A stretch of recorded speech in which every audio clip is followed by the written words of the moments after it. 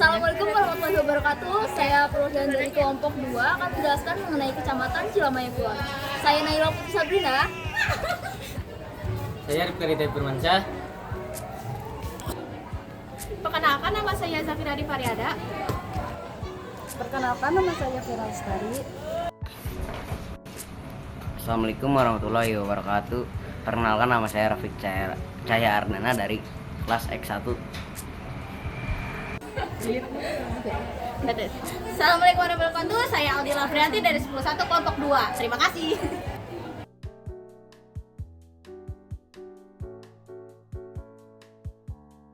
Konsep lokasi menerangkan tentang letak atau posisi spasial suatu objek. Hal ini membantu menganalisis sebaran fenomena geografi. Ada dua konsep lokasi. Yang pertama ada konsep absolut, yaitu berdasarkan titik koordinatnya. Kedua ada konsep relatif. Untuk konsep absolut dapat dilihat di sini. Untuk Cilamaya Kulon berada pada 107.518.489.000 dan negatif 6.234.861.000.1,7. Untuk konsep relatif, di sebelah utaranya ada Laut Jawa, kemudian di baratnya ada Kecamatan Tempuran dan Lemah Abang, timurnya ada Cilamaya Wetan, kemudian di selatan ada Kecamatan Banyusari. Kedua, konsep jarak. Konsep jarak yaitu perhitungan selisih jauh atau dekatnya antara dua tempat di bumi. Jarak absolut untuk Cilamaya Kulon yaitu dari Kecamatan Cilamaya Kulon ke Kecamatan Karawang Barat adalah 35 km. Untuk jarak relatifnya, jika menggunakan mobil sekitar 57 menit perjalanan darat, kemudian untuk menggunakan motor 52 menit perjalanan darat, dan untuk jalan kaki sekitar 7 jam melalui perjalanan darat. 3. Konsep keterjangkauan. Konsep keterjangkauan membahas mengenai seberapa mudah suatu wilayah dicapai.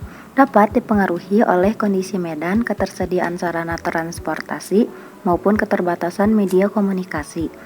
Memiliki fasilitas jalan yang cukup memadai sehingga memudahkan untuk menjangkau daerah lain.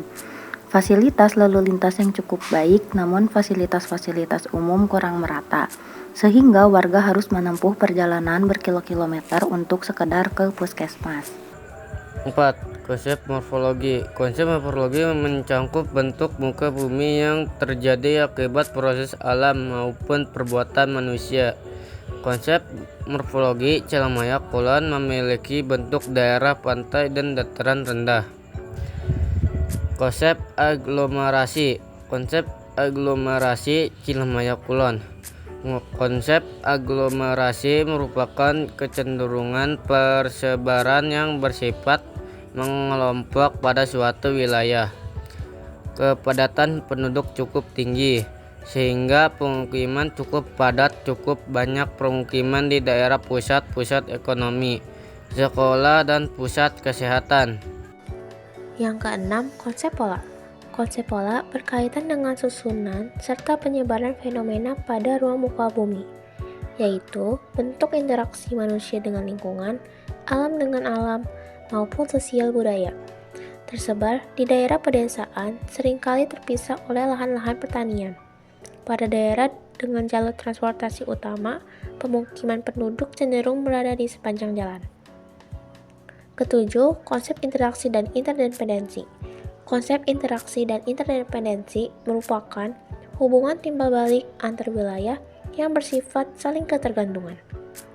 Konsep interaksi dan interdependensi di Cilamaya Kulon itu karena wilayahnya dekat dengan wilayah industri besar di Karawang dan Bekasi, dapat saling menguntungkan dengan migrasi kerja dan perdagangan. Nomor 8. Konsep nilai kegunaan. Konsep nilai kegunaan membahas mengenai kelebihan yang dimiliki suatu wilayah dan memiliki potensi. Konsep nilai kegunaan Cilamaya Kulon.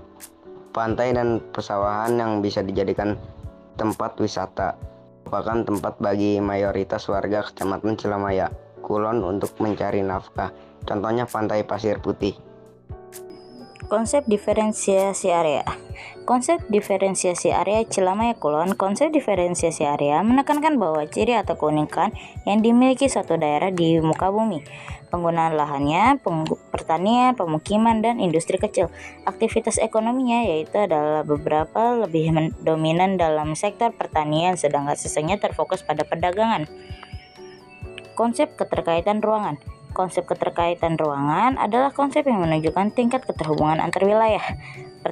Contohnya adalah pertanian dan industri.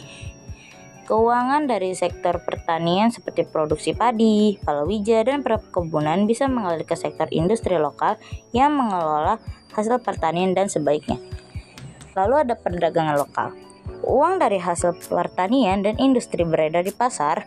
Pasar lokal mendukung perdagangan barang dan jasa di wilayah tersebut. Dan yang terakhir adalah infrastruktur.